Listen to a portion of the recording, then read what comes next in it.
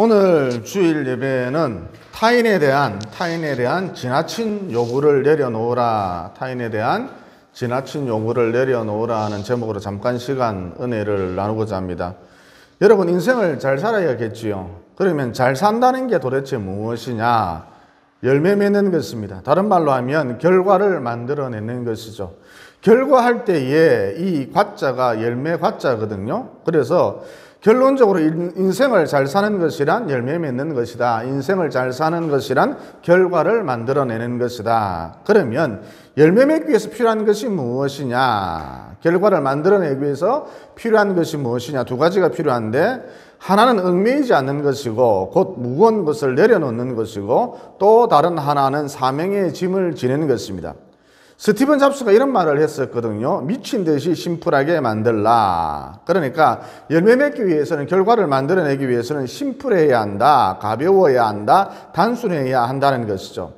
달리기 경기할 때에 선두에 선 선수들을 보면 정말 팬티 하나만 달랑 입고 달리거든요. 반면 후순위 선수들 보면 귀걸이도 하고 있고 목걸이도 하고 있고 치렁치렁 목걸이도 하고 있고 심지어 발찌까지 하고 있더라는 것이죠.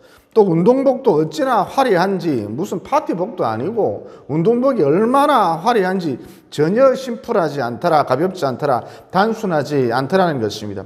그래서 결국 열매를 맺지 못하더라, 선두에 서지 못하더라, 결과를 만들어내지 못하더라는 것이죠.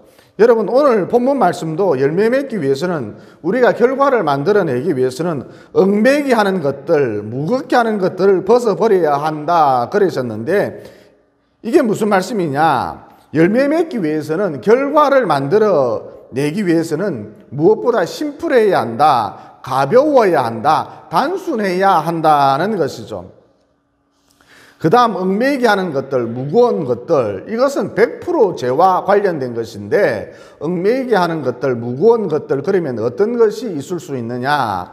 누가복음 8장 14절에 보면 이런 말씀이 나옵니다. 씨앗이 가시떨기에 떨어졌다는 것은 말씀을 들은 자이나, 즉 주일날 이렇게 교회에 나와서 설교 말씀을 들은 자이나 지내는 중, 그러니까 설교 말씀을 듣고 난 다음 일상생활을 하던 중 이생의 염려와 재물과 향락의 기운이 막혀 온전히 결실하지 못하는 자요. 그러니까 얽매이게 하는 것들, 무거운 것들이란 죄와 다 관련된 것들인데, 이생의 염려와 재물과 향락이라는 것이죠.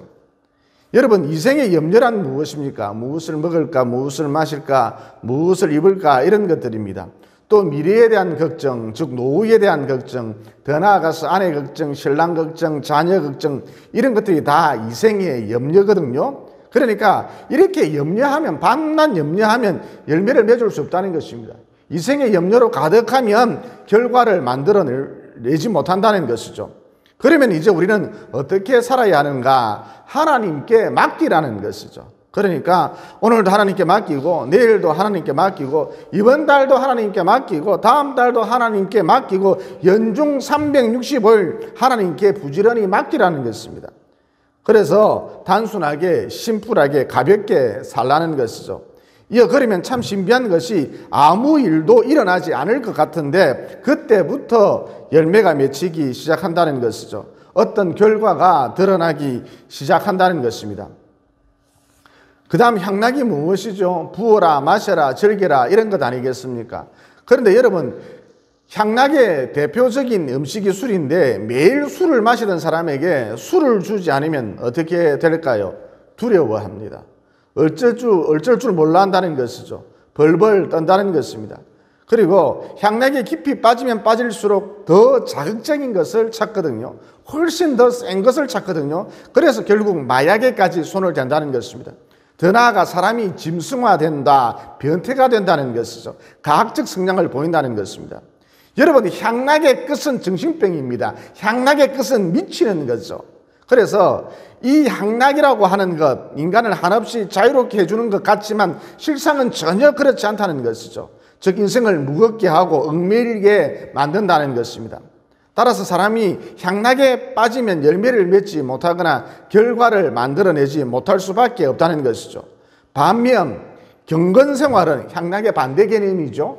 경건생활은 자유를 구속하는 것처럼 보이지만 그 안에서 말할 수 없는 평안을, 그 안에서 말할 수 없는 기쁨을 체험하게 된다는 것이죠. 즉 진짜 자유를 맛보게 된다는 것입니다. 그래서 죄짐 때문에 무거웠던 인생이 비로소 가벼워진다는 것이죠. 또 더 이상 복잡하게 살지 않아요. 머리를 싸매고 복잡하게 살지를 않습니다. 믿음을 갖고 단순하게 살아갑니다. 인생이 심플해져요. 따라서 경건생활의 끝이 무엇인가? 결국 열매를 맺게 된다. 결과를 만들어낸다는 것이죠. 또 물질이 무엇이죠? 여러분, 돈이면 웬만한 것은 다 할 수 있을 것 같지요. 그러니까 이 돈이 하나님과 비슷한, 하나님과 유사한, 하나님과 흡사한 전능성을 갖고 있는 것처럼 보인다는 것입니다. 그래서 우리 주변에 보면 많은 사람들이 밤낮 돈 그러면서 오직 돈 버는 일에 정신이 팔려 있지요. 그런데 여러분, 돈은 하나님처럼 보일 뿐이지 하나님은 아니거든요. 그래서 사람이 하나님을 위해서 살지 않고 돈을 위해서 살면 결국은 열매를 맺지 못하고 결과를 만들어내지 못한다는 것입니다. 이 대목에서 좀 더 구체적으로, 여러분, 돈이 사람의 인생을 좌지우지할 것 같습니까? 이것은 거대한 착각입니다. 그러니까 천만금을 갖고 있다 할지라도 사람에게 은혜가 없으면, 위로부터 오는 은혜가 없으면, 하나님의 은혜가 없으면 그따위 것 아무것도 아니라는 거예요. 바람 앞에 날리는 겨입니다. 휴지 조각에 불과합니다.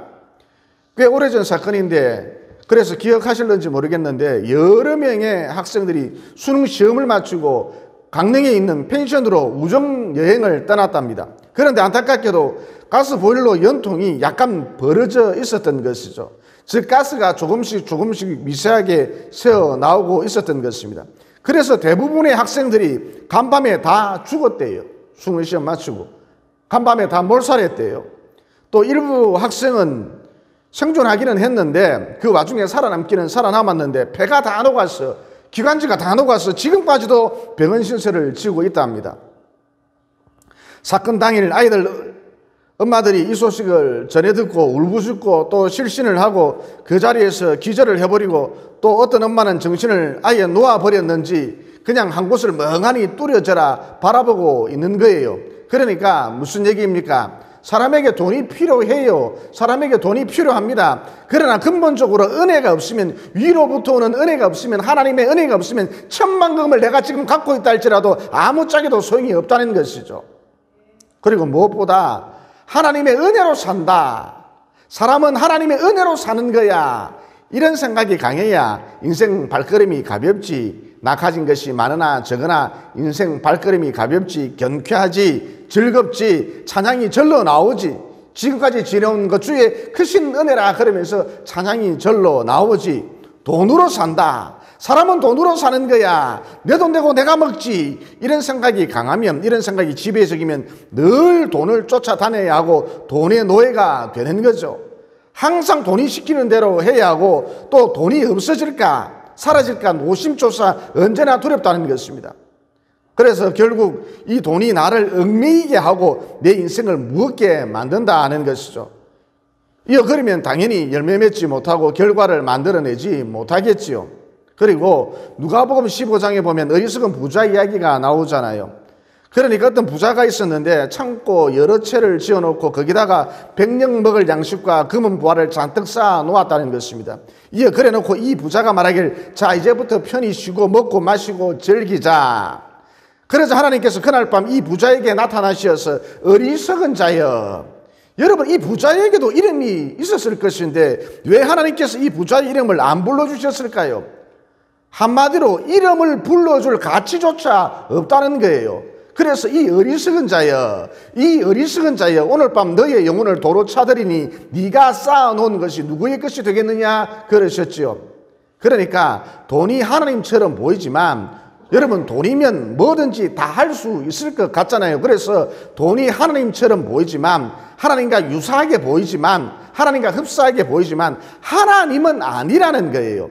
따라서 지나친 물질주의는 우리로 하여금 열매 맺지 못하도록 한다. 결과를 만들어내지 못하도록 한다는 것이죠.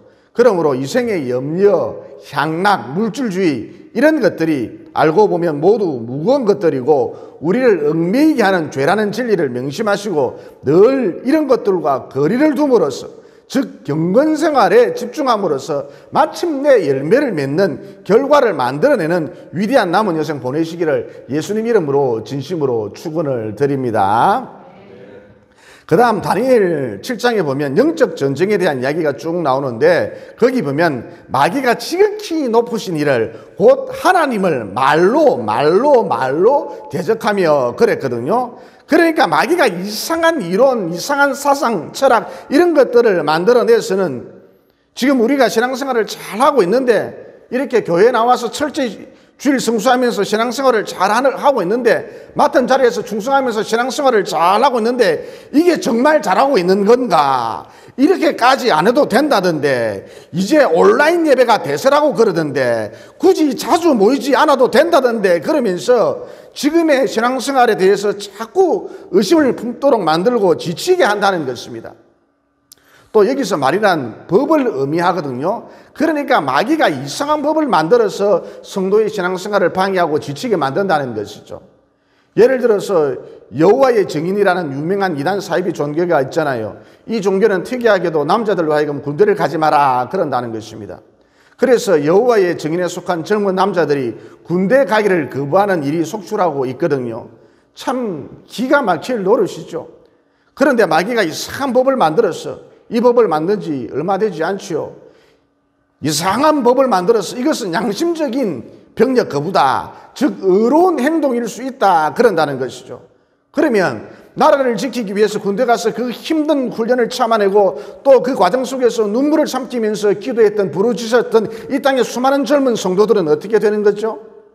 그러니까 마귀가 회개한 이상한 법을 만들어서, 양심적 병력 거부법이란 이상한 법을 만들어서 성도의 신앙생활을 방해하고 우리를 하여금 지치게 만든다는 것입니다.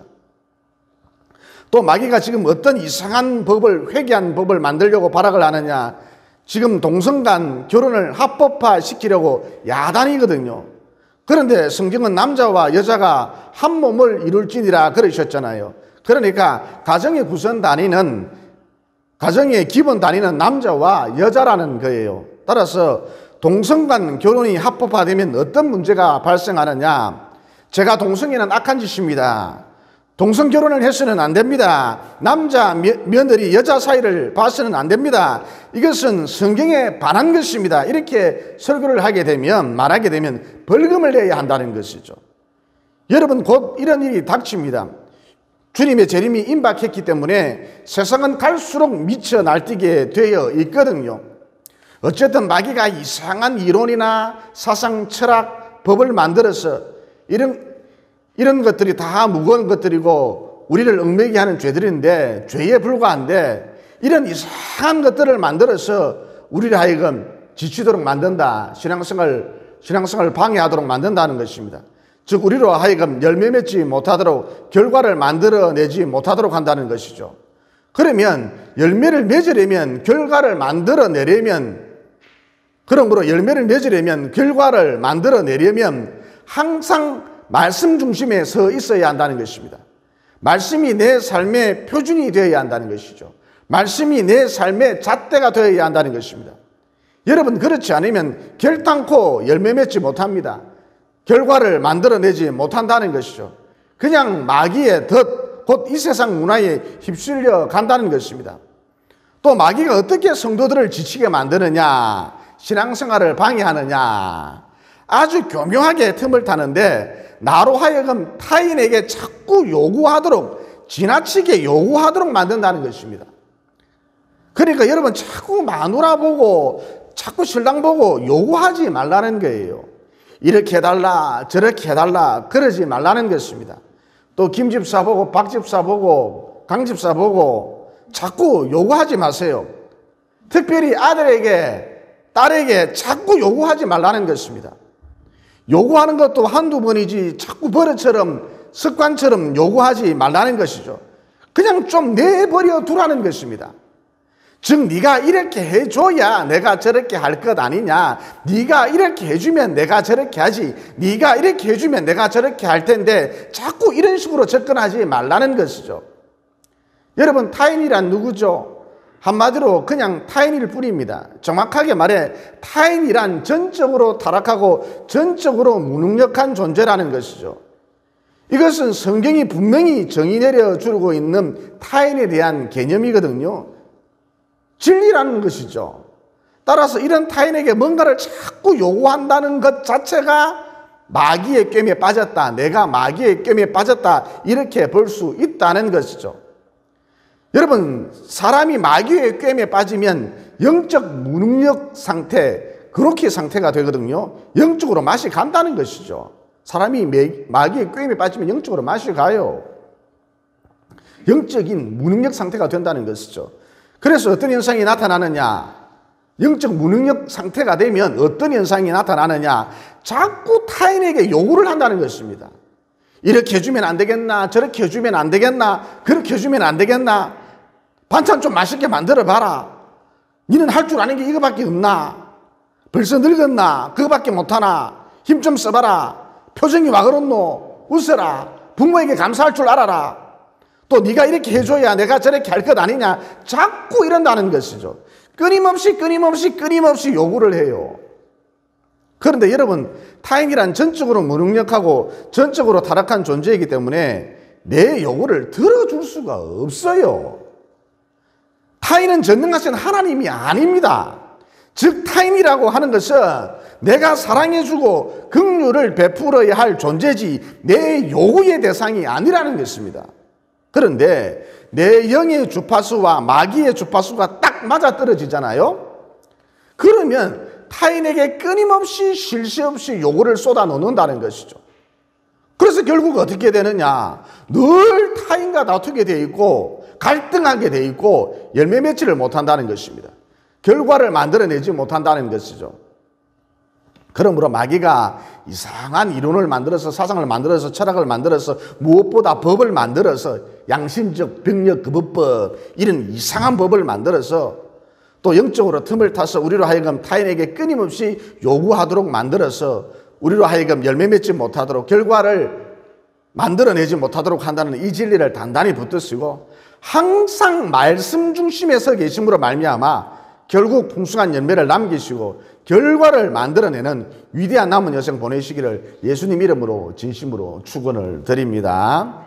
그 다음 열매 맺는 인생이 되려면 사명의 짐을 지고 가라는 것입니다.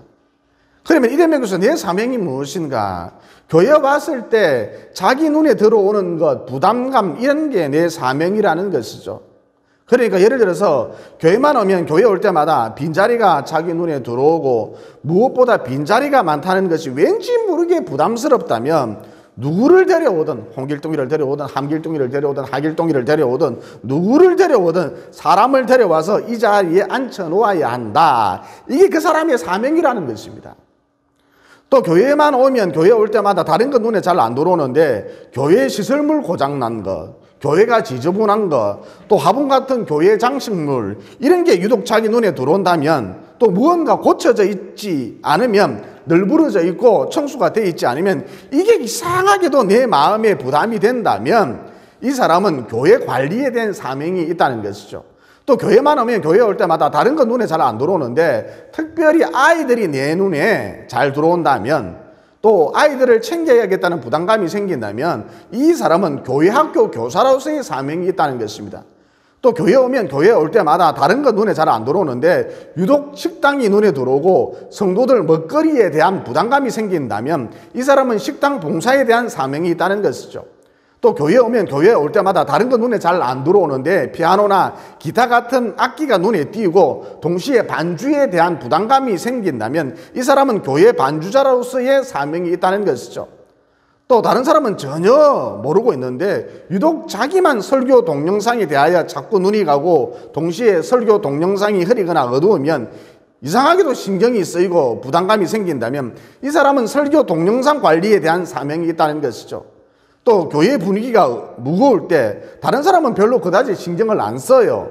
그런데 유독 자기 눈에 교회 분위기가 무겁다라는 것이 거슬리고 신경 쓰이고 동시에 교회 분위기를 밝게 만들어야겠다는 부담감이 생긴다면 그래서 먼저 악수를 청하거나 안부를 물어보거나 그런다면 이 사람에게는 교회 공동체를 세워 나가야 하는 그런 막중한 사명이 주어져 있다는 것입니다. 물론 두세 가지 것들이, 서너 가지 것들이, 대여섯 가지 것들이 동시에 자기 눈에 들어오고 부담감이 생기는 분도 있을 수 있겠지요. 이런 분들은 5달란트 받은 종이라 할 수가 있겠습니다. 어쨌든 하나님께서 우리 각자에게 사명을 주셨거든요. 이 사명에 충실할 때에, 사명의 짐을 기꺼이 지고 갈 때에 열매를 맺을 수 있다, 결과를 만들어낼 수 있다는 것이죠. 그리고 마태복음 6장 33절에 보면 너희는 먼저 그의 나라와 그의 의를 구하라, 그리하면 이 모든 것을 너희에게 더하시리라. 그러니까 나에게 주어진 사명을 감당할 때에, 사명 중심의 삶을 살아갈 때에 하나님께서 우리의 자녀 인생을, 남은 인생을 책임져 주신다는 것입니다. 또 그 자녀 인생 동안, 남은 인생 동안 이 모든 것이 더하여지는 은혜가, 축복이 반드시 따른다는 것이죠. 다시 말해, 우리가 사명에 집중하기만 하면, 사명 중심의 삶을 살면 누구든지 거침없이 질주하는 그런 인생이 될 수 있다는 것입니다. 사명에 집중하면 거침없는 인생이 돼요. 질주하는 인생이 돼요. 그런데 안타깝게도 많은 사람들이 사명을 내팽개쳐버리고 사명을 가볍게 여기고 자기 문제에 집중하는 그런 모습을 보인다는 것이죠. 그러니까 자기에게 어떤 문제가 발생했을 때 이것을 어떻게 처리할까, 이것을 어떻게 해결할까, 밤낮 그것에 곧 그 무거운 짐 가운데 얽매여 있더라는 것입니다. 여러분, 결론적으로 인생을 이런 방식으로 살면 열매를 맺지 못할 뿐만 아니라 결과를 만들어내지 못할 뿐만 아니라 결국 하나님께 버림받거든요. 다시 말해, 자기 문제에 골몰하는 것, 자기 문제에 빠져있는 것, 이것은 간단한 문제가 아니라는 것입니다. 하나님께서 우리를 창조하셨는데 자기 문제에 빠져있으라고 창조하신 게 아니거든요. 여러분, 하나님께 버림받을 수도 있다는데 이게 어찌 간단한 문제가 될 수 있단 말입니까? 여러분, 기독교하고 다른 종교하고의 차이점이 무엇인 줄 아십니까? 그러니까 무당 종교, 샤머니즘, 강강수월래나 불교 같은 종교를 보면 항상 자기 문제에 집중하도록 만든다는 것이죠. 즉, 자기 문제에 집착하도록, 빠져나오지 못하도록, 골몰하도록, 얽매이도록 만든다는 것입니다. 그래서 어떻게 하느냐? 자꾸 뺑뺑이를 돌아라, 뺑뺑이를 돌아라, 뺑뺑이를 돌아라, 뺑뺑이를 돌아라 그런다는 것이죠. 그래서 여러분 가만히 보세요. 강강수월래 할 때도 뺑뺑이를 돌고, 자꾸 뺑뺑이를 돌고, 또 중고등학생들이 즐겨하는 분신사바 할 때도 보면 볼펜으로 거듭 원을 그리면서 자꾸 뺑뺑이를 돌고, 또 불교에서 흔히 하는, 사찰에서 흔히 하는 탑돌이 할 때도 보면 밤새도록 뺑뺑이를 돈다는 것입니다. 또 사람이 무당이 될 때도 보면 부채를 펴서 양손에 들고서는 몇 날 며칠을 징이나 장구, 꽹과리, 나팔 소리에 맞추어서 뺑뺑이를 돈다는 것이죠. 그런데 참 묘한 것이 이렇게 하면, 뺑뺑이를 돌면, 자꾸 뺑뺑이를 돌면 실제로 신이 임한다는 것이죠. 여러분, 이때 임하는 신을 현기라 그러거든요.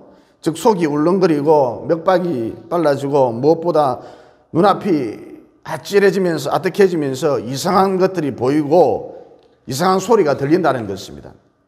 그래서 여러분, 우리가 현기증이라는 말을 즐겨 사용하는데 이게 불교의 탑돌이, 샤머니즘 종교에서 유래된 단어거든요. 그러니까 기독교를 제외한 이 세상 종교의 특징이 무엇이냐? 사명에 대해서는 철저히 침묵한다는 것입니다. 내가 만들어진 목적에 대해서는 철저히 침묵한다는 것입니다. 이어 끊임없이 자기 문제에 집착하도록, 골몰하도록, 얽매이도록 만든다는 것이죠. 그래서 자꾸 뺑뺑이를 돌아라, 뺑뺑이를 돌아라, 뺑뺑이를 돌아라, 뺑뺑이를 돌아라, 온갖 동네를 돌아다니면서 뺑뺑이를 돌아라, 뺑뺑이를 돌아라 그런다는 것입니다. 덧붙여 여러분, 밤낮 자기 문제에 대해서 골똘히 생각하잖아요. 특별히 안 좋은 기억을 떠올리고 이 기억에 갇혀서 자꾸 뺑뺑이를 돌잖아요. 그러면 어느 순간 정말 신이 임한다니까요. 안 좋은 기억에 갇혀서 자꾸 뺑뺑이를 돌아보세요. 정말 신이 임한다니까요. 이때 임하는 신을 현기라 그랬죠. 그래서 어떻게 되느냐, 꼭 현기증 나듯이 심장이 막 빨리 뛰고 맥박도 빨라지고 속이 울렁거리고 정신이 아득해지거나 아찔해진다는 것입니다. 흔히들 무당이 데리고 신내림을 받을 때도 이런 신체적인 증상을 호소하거든요. 이어 그 다음 어떻게 됩니까? 이상한 것들이 보이고 이상한 소리가 들린다는 것입니다. 여러분, 사람이 이렇게 되면 무슨 열매를 맺고 결과를 만들어낼 수가 있겠어요? 그러므로 나도 모르는 사이에 자기 문제에 골똘히 빠져들거나 안 좋은 기억이 막 떠오르면, 과거의 안 좋은 사건들 이런 거 있잖아요. 이런 안 좋은 기억들이 막 떠오르면 이게 마귀가 틈을 타는 것인 줄 알고, 마귀가 장난치는 것인 줄 알고 즉시 빠져나오시고, 거기서 뺑뺑이 돌면 안 됩니다. 안 좋은 기억에 갇혀서 거기서 자꾸 뺑뺑이 돌면 안 됩니다. 즉시 빠져나오시고 항상 나에게 주어진 사명에 대해서 생각하라. 사명을 감당하라. 사명 감당을 위해서 사명을 놓고 기도하라. 그러면 하나님께 버림받지 않는다. 즉 열매를 맺을 수 있다. 결과를 만들어낼 수 있다는 것입니다. 덧붙여 고린도전서 15장 41절에 보면 해의 영광이 다르고 달의 영광이 다르고 별의 영광이 다르고 또 별과 별의 영광이 다르다. 그렇듯이 성도 각자의 영광이 다르다. 즉 장차 천국에서 받을 영광이 상급이 다르다 그러셨거든요. 그러니까 무슨 얘기냐, 우리 각자에게 주어진 사명이 있는데 이 사명을 얼마만큼 완수해 놓고 이 세상을, 이 땅을 떠나느냐에 따라서 이후에 내가 받을 영광, 이후에 내가 받을 상급이 결정된다는 것입니다. 그러므로 사명을 감당하면 하나님께서 내 삶을, 내 미래를 책임져 주신다고 약속하셨으니까 사명에 집중하는 인생이 되시고, 즉 질주하는 인생이 되시고, 다른 말로 열매 맺는 인생, 결과를 만들어내는 인생이 되시고, 또 한 사람도 빠짐없이 하나님 나라로 들어가셔서 해와 같이, 달과 같이, 별과 같이 영원하도록 빛나시기를 예수님 이름으로 진심으로 축원을 드립니다. 기도드리겠습니다. 사랑의 하나님, 오늘 말씀을 통해 이생의 염려, 향락, 물질주의 이런 것들이 다 무거운 죄다, 얽매이게 하는 죄라는 진리를 깨닫게 되었습니다.